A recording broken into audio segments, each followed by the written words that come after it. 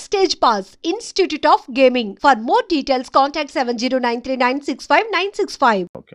చెప్పిన తర్వాత అంకిత నాయుడు ఎందుకు సోషల్ మీడియాలో ఫేమస్? ఎలా? సో అంతకు ముందు వరకు అంకిత నాయుడు అంటే తెలీదు. ఆఫ్టర్ మ్యారేజ్ నా పాస్ట్ లో నేను మ్యారేజ్ చేసుకున్నాను. ఆ టైంలో సో బాగా వైరల్ అయిపోయింది ఆ వీడియో అనేది. ఒక ట్రాన్స్ ఒక అబ్బాయి బాగా మ్యారేజ్ చేసుకున్నారు పబ్లిక్ లో అనేది చాలా ఫేమస్ అయిపోయి వైరల్ అయిపోయింది ఆ వీడియో. దాని తర్వాత మా కమ్యూనిటీ నుంచి స్నేహ గారు నన్ను ఇంటర్వ్యూ చేశారు. దాని తర్వాత సో సో సో చాలా మంది చేశారు, చూసాను ఇంటర్వ్యూస్, చూసాను మీ కపుల్ ఇంటర్వ్యూస్. అప్పుడే దానివల్ల ఫేమస్ అయిపోయారు. చాలా ఇప్పుడు నార్మల్గా మ్యారేజెస్ అంటే మీరు ఎందుకు నమ్ముతున్నారు?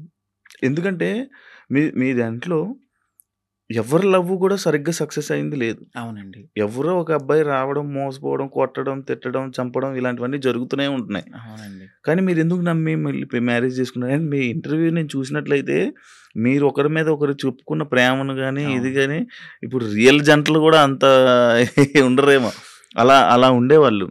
సో నరదిష్ట అంటారు కదా, మేబీ అది కూడా కొంచెం అయి ఉండొచ్చు.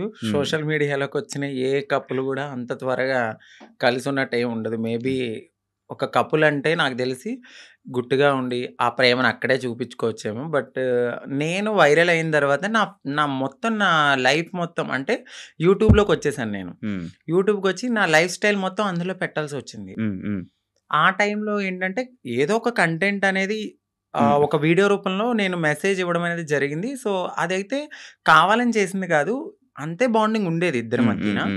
సడన్గా కొన్ని రీజన్స్ వల్ల విడిపోయాం. ఎందుకు విడిపోవాల్సి వచ్చిందంటే ఒకటి ఫ్యామిలీ యాక్సెప్టెన్సీ సరిగ్గా లేదు, వాళ్ళ ఫ్యామిలీ యాక్సెప్టెన్సీ అస్సలు లేదు. ఇంకొకటి నేను ముందుగానే చెప్పాను, నేను ఎప్పుడైతే నేను మా అమ్మగారికి ఇల్లు కడతానో సో అప్పటి వరకు ఆగమనే చెప్పాను. నేను అప్పటి వరకు నేను కొంచెం కష్టపడాలి. ఇప్పుడు నువ్వు వచ్చావు కదా అని నేను రాలేను, ఎందుకంటే ఎట్లానే అవుతుంది, ఆఫ్టర్ బ్రేకప్ అయిపోతుంది. సో నేను మళ్ళీ నా పాస్ట్కి వెళ్ళలేను కాబట్టి కొంచెం టైం ఇవ్వు అని చెప్పాను. ఆ అబ్బాయి అన్నీ ఓకే అన్నాడు. నేను కమ్యూనిటీ వర్క్స్ చేస్తానని చెప్పాను, ఇలా కమ్యూనిటీలో ఉంటాను కొన్నాళ్ళు, మనం సెటిల్ అయ్యే వరకు. దాని తర్వాత మా పెద్దవాళ్ళకి చెప్పి మనం హ్యాపీగా మన లైఫ్ లీడ్ చేద్దాం, నేను ఇల్లు కట్టుకోవాలి మా అమ్మగారు. దాని తర్వాత నేను మ్యారేజ్ చేసుకున్నాం. ఒక 1.5 year బాగానే ఉన్నాం. దాని తర్వాత ఇంకా రోజు ఇంకా తాగడము, ఎందుకు ఇట్లా అందుకట్లా చిన్న చిన్న ఇష్యూస్, గొడవలు అవి పెద్ద పెద్ద అయిపోయాయి.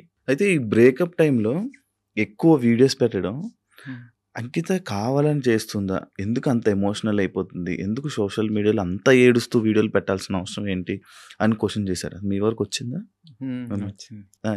ఏమన్నా మీ సమాధానం? సో ఎందుకంటే అది నా మనసుకు తగిలింది. నేను సోషల్ మీడియాకు కూడా వచ్చేదాన్ని కాదు, చెప్పేదాన్ని కూడా కాదు. ఒకానొక సిచ్యువేషన్లో అది నాకు నెగిటివిటీ వచ్చేసింది. తినే ఏదో చేసింది, తిన వల్లే బ్రేకప్ అయింది అని నెగిటివిటీ వచ్చింది.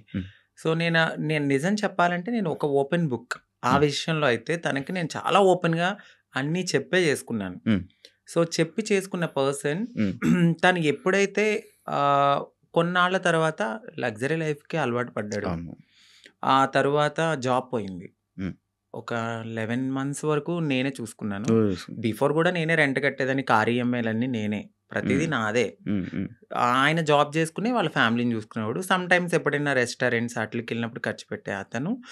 11 months అనేది జాబ్ పోయింది. ఇంకా నాకు ప్రెషర్ ఎక్కువైపోయింది. ఇటువైపు ఇల్లు కట్టిన ఒక గోల్డ్ ఉంది అక్కడ, అదంతా విడిపించాలని చెప్పి నేను తనకి ముందే చెప్పాను. సో డ్రింక్ చేయడము, ఇదే విషయంలో గొడవ అవ్వడము. దీనికి ముందే నాకు తెలియదు, రీసెంట్గా తెలిసింది. నన్ను మ్యారేజ్ చేసుకున్న 3 monthsకే వేరే అమ్మాయిలతో కూడా ఉన్నారని చెప్పారు. సో ఆ రికార్డ్స్ కూడా నా దగ్గర ఉన్నాయి. బట్ నేను ఎందుకంటే అంతా అయిపోయిన తర్వాత మనకు అనవసరం అనిపించింది. ఇవన్నిటిని ఒక పక్కన పెడితే నాకు ఒకానొక సిచ్యువేషన్లో తను రెడ్ హ్యాండెడ్గా అంటే మా కమ్యూనిటీ వాళ్ళు ఎవరైతే ఉన్నారో వాళ్ళలో నా కోడల్ని నేను ఇలా వస్తున్నాను అని చెప్పడము, నేను తన్ని చేజ్ చేయడము, పట్టుకున్నాను, సో పరిగెత్తేశాడు. ఇవన్నీ నేను చూసి నా మైండ్ అనేది ఒక్కసారిగా మాకు అవసరం లేదు. ఈ కమ్యూనిటీలో ట్రాన్స్‌లోనే ఉండాలి. మమ్మల్ని మేము ఎంత అందంగా మార్చుకున్నా వాళ్ళు కొన్నాళ్ళే ఉంటారు. సో, వద్దు. సింగిల్‌గా ఉండడం బెటర్ అనిపించింది. దాని తర్వాత నేను సోషల్ మీడియాలో నేనే పోస్ట్ పెట్టాను. వద్దు అంటే నన్ను కలవడానికి 2 టైమ్స్ అట్లా ప్రయత్నించాడు. బట్ నాకు మనసుకి తగిలిందది. ఎందుకంటే ప్రతిసారి నేను యాక్సెప్ట్ చేయడము, ఇది మా ఇద్దరి మధ్యన జరగడము, వాళ్ళ ఫ్యామిలీకి చెప్పడము, మా ఫ్యామిలీకి చెప్పడము, మీ చావు మీరు చావండి అనడము, ఇవన్నీ నేను ఇంకా తీసుకోలేకపోయాను. నేను మారింది నా కోసం, నా సెల్ఫ్ నేను ఆనందంగా ఉండడానికి. ఎందుకు దీంట్లోకి దూకానా? ఇంకొకటి కమ్యూనిటీలో అందరికీ ఒక రోల్ మోడల్ అనుకున్నారు. ఇప్పుడున్న జనరేషన్‌లో ఇంత బాగా ఉంటున్నారా అని. సో, నేను ఇప్పుడు గనక నేను బ్రేక్ చేస్తే సొసైటీలో వీళ్ళంటూ సెట్ కారు, వీళ్ళకి పెళ్ళిళ్ళు సెట్ కావు అని అంటారని నాకు ముందే తెలుసు. దానికోసం కూడా నేను చాలా బాధపడుతూ అట్లానే ఉన్నాను. ఇవన్నీ చూసిన తర్వాత నాకు నేనే ఇన్‌స్టాగ్రామ్‌లో విడిపోతున్నామని చెప్పాను. చెప్పిన తర్వాత ఆపోజిట్ పర్సన్ కూడా ఎందుకు ఏంటి అని క్వెషన్ చేయడానికి నన్ను ప్రయత్నించలేదు. నేను వీడియోస్ డిలీట్ చేసేసాను. తను కూడా అప్పటికే వేరే అమ్మాయితో లవ్‌లో ఉన్నాడు. ఓకే. అలా బ్రేకప్ అయింది. సేమ్. అంటే నేను ఎన్ని సార్లు వద్దన్నా కావాలనుకున్న మనిషి ఒక్కసారిగా నేను వద్దు అన్నప్పుడు ఎందుకు బ్రేకప్ చెప్తారు? ఒక 1.5 ఇయర్‌లో చాలా గొడవలు అవుతాయి. ఇది మాకు అప్పుడు మేము విడిపోవడానికి కూడా చాలా చిన్న రీజనే. దానికి ముందు చాలా పెద్ద రీజన్స్ ఉన్నా మేము కలిసే ఉన్నాం. అప్పుడు కలవాలి అని ఒక పర్సన్ మన ముందు బతిమలాడిన మనిషి ఒక్కసారిగా ఎందుకు వదిలేసుకున్నాడు? బ్రేకప్ అంటే వదిలేసాడు. దానికి తనకి ఎక్కడో కనెక్ట్ అయ్యాడు. ఇక్కడ వదిలించుకోవాలనుకున్నారు.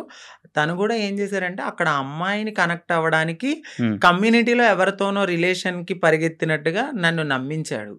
సో అక్కడ నా మనసు బ్రేక్ అయిపోయింది. తర్వాత తెలిసింది ఇలా జరిగాయి. కాదు అప్పుడు మరి ఫేస్ మీద దెబ్బలు కొట్టడం అవన్నీ ఏవో ఉండే కదా, దెబ్బలు ఉండే ఫేస్ మీద, ఏవో దెబ్బలతో ఒక వీడియోస్ ఉండే, అవేంటి అవి ఆయన కొట్టినవా లేకపోతే ఏం జరిగింది? అది ఇక్కడ దెబ్బలు తగిలింది అంత ఫేస్ సంథింగ్ ఆయన అయితే కొట్టలేదండి. సో అది అబద్ధము. ఇక్కడ దెబ్బ తగిలింది అనడానికి నేను అప్పుడు ప్రతిసారి మన ఐబ్రోస్ చేయించుకోవడానికి స్క్రబ్బింగ్కి వెళ్ళేదాన్ని. ఆ టైంలో నాకు అది రిఫ్లెక్ట్ అయింది అంతే. ఈ ఫేస్ ఇంత అందులో ఏడ్చి ఫుడ్ లేదు కానీ అది కొట్టేసారేమో, ఇబ్బంది పెట్టేసారేమో, ఇది అయిపోయిందేమో అని అనుకుంటే ఆయన ఏం కొట్టలేదు. మీకు అదే ఫస్ట్ లవ్? అంటే అదే ఫస్ట్ లవ్ అనుకోవచ్చు. అదే ఫస్ట్ లవ్. అంటే బిఫోర్ ఒక లవ్ ఉండేది, అది అక్కడ దాకా రాలేదు. అంటే ఇంకా ఇది లవ్ కామన్ అనిపించింది ఇంకా, కానీ పెళ్లి వరకు రావడం అనేది ఇదే ఫస్ట్ పెళ్లి. ఇప్పుడు ఇద్దరు అభిప్రాయాలు కలుస్తాయి, కలిసిన తర్వాత మాట్లాడుకున్న తర్వాత కొన్ని రోజులు ట్రావెల్ అయ్యాక ఓకే నీవు నాకు సెట్ అవ్వలేదు వదిలేసుకుందాం అనుకునేది ఒకలా ఉంటది. ఇటు పబ్లిక్ వచ్చేసి మనము కామన్ అయిపోతాం, వాళ్ళకి రోజు కనబడతాం. ఒక్కసారిగా పర్సన్ పక్కన లేకపోయేసరికి ఎందుకు అని వాళ్ళు క్వశ్చన్ చేయడం అనేది రైటే ఉంటది. సో ఇక్కడ దాకా ఆ పర్సన్ అయితే ఉన్నారు అంతే. కాదు అదే ఇందాక నేను ఒక పాయింట్ అడిగాను, ఏదైతే అబ్బాయిల దగ్గర నుంచి మనకి పూర్తి ప్రేమ దొరకదని తెలుసు, మీకు తెలుసండి. డబ్బుల గురించి వస్తారని తెలుసు. అవును. కానీ ఎందుకు నమ్మి దగ్గరికి తీసుకొని మోసపోయి మళ్ళీ ఏరడం? గొర్రె కసాయవాడిని ఎందుకు నమ్ముతుందంటే నేను ఏం క్వశ్చన్ చేయగలను. గడ్డి పెడతారు, తీసుకెళ్తారు, బాగా ఫుడ్ పెడతారు, తర్వాత వాళ్ళని చంపేస్తారు ఏది గొర్రెని. అలా అని చెప్పి ఆ గొర్రె వెళ్లకుండా ఉంటుందా? అయ్యో ఫుడ్ ఎందుకు పెడుతున్నాడో, ప్రేమగా పెడుతున్నాడేమో, తినడానికి వెళ్దాము, దానికి తెలీదు. తర్వాత నేనే బలైపోతాను, మమ్మల్ని తినడానికి వచ్చారు. సో మా లైఫ్ లో కూడా అట్లనే జరుగుతుంది తెలుసు. ఎందుకంటే తల్లిదండ్రుల ప్రేమ ఉండదు. ఫ్రెండ్స్తో ఎవరితోన్నా మాట్లాడినా కూడా తను ఎందుకు మారిపోయాడు కదా, అట్లా ఇట్లా నువ్వు ఎందుకు మాట్లాడుతున్నావు, నీకేమన్నా రేపొద్దున బ్యాడ్ రివ్యూ వస్తుందేమో అని చెప్పి ఫ్రెండ్స్ ఎక్కువ మాట్లాడరు, సొసైటీ యాక్సెప్ట్ చేయదు. ఈ టైంలో ఎవరో ఒకళ్ళు మమ్మల్ని దగ్గరికి వస్తారనమాట. ఓకే మాకు ఈ ప్రేమ దొరుకుతుంది, జెన్యున్ ప్రేమ ఏమో అని నమ్ముతాం, నమ్మి దగ్గర తీసుకుంటాం. తనకయ్యిందని చెప్పి నాకు అవ్వాలని లేదు కదా అని గొర్రెలుగా నమ్మేసి ముందుకెళ్ళిపోయి తర్వాత బలైపోతాం. ఇప్పుడు అమ్మలతో లేదా? అంటే హైదరాబాద్ లో నేనే ఉంటున్నాను, ఇంటి దగ్గర ఇల్లు కట్టాను. అక్కడ మమ్మీ వాళ్ళు ఫ్యామిలీ అంతా అక్కడే ఉంటారు. ఇప్పుడు ఎలా డబ్బులు? ఇప్పుడు నేను నార్మల్ గా అయితే యూట్యూబ్ మీద యూట్యూబ్ బేస్ చేసుకున్నాను. దానికి బిఫోర్ నుంచి నేను కమ్యూనిటీ వర్క్స్ చేస్తూ నేను సెటిల్ అయిపోయాను. ఫైనాన్షియల్‌గా అయితే ఇప్పుడు నేను చాలా బాగా సెటిల్ అయ్యి ఉన్నాను. యూట్యూబ్ చేస్తున్న ఇన్‌కము అట్లానే కొంచెం ఎంతొస్తది యూట్యూబ్ నుంచి? ఇప్పుడైతే 1.2 అట్లా యూట్యూబ్ వస్తుంది. నుంచి. బిఫోర్ ఇంకా ఎక్కువొచ్చేది. ప్రమోషన్స్ అవన్నీ ప్రమోషన్స్ చెయ్యట్లేదండి నేను. చేయలేదు. ప్రమోషన్ నార్మల్ ప్రమోషన్స్ అమ్మాయిలకి సంబంధించిన బిఫోర్ చేశాను. అసలు చెయ్యట్లేదు నేను. ప్రమోషన్స్. నేను నో పెయిడ్ ప్రమోషన్స్ అని కూడా పెట్టాను. అవును చూసాను నేను. ఆ! ప్రమోషన్స్ చేయరు. ఆ! ఓన్లీ యూట్యూబ్ నుంచి 1.5 lakh 1.2 lakh. 1.2 ఒక 2 మంత్స్ నుంచి అయితే మాత్రం నేను సరిగ్గా ఈ వీడియోస్ చేయట్లేదు. 12,000 13,000 అట్లనే వస్తున్నాయి. అంటే ఒక 3 మంత్స్ నుంచి. ఓకే. దాని బిఫోర్ నేను బాగా చేసేదాన్ని. అవును. 1.2 మ్యాక్స్ అది 1.5 మధ్యలో. ఇప్పుడు రెవెన్యూ ఇంకేం లేదు. ఈవెంట్స్కి ఏమైనా వెళ్తారా? ఈవెంట్స్ ఏం లేదు. ఇప్పుడు నేను షాప్ ఓపెనింగ్స్ అట్లా ఏదైనా జరిగినప్పుడు కొంచెం నాకు తెలిసిన వాళ్ళు విఐపీస్ కానీ వాళ్ళకి కానీ దిష్టి తీయడము, లేదంటే వాళ్ళ ఇంట్లో ఎవరైనా పుట్టారు అంటే బ్లెస్సింగ్స్ కానీ నన్నే పిలుస్తారు. అక్కడికి వెళ్ళినప్పుడు బాగానే ఇస్తారు. 51 ఓకే 51 అంతే. 31 ఓకే. మొత్తం మంత్లీ ఓవరాల్గా ఇప్పుడైతే నా ఇన్కమ్ 1.2 అంతే. అంతే మొత్తం అన్ని కలిపినా కూడా అంతే అంతే. అంతకుమించి చెప్పట్లేదు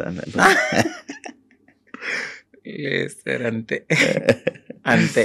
ఓకే. అంటే ఆ టైంలో నేను సేవింగ్స్ ఎక్కువ చేసేసాను బాగా. ఓకే.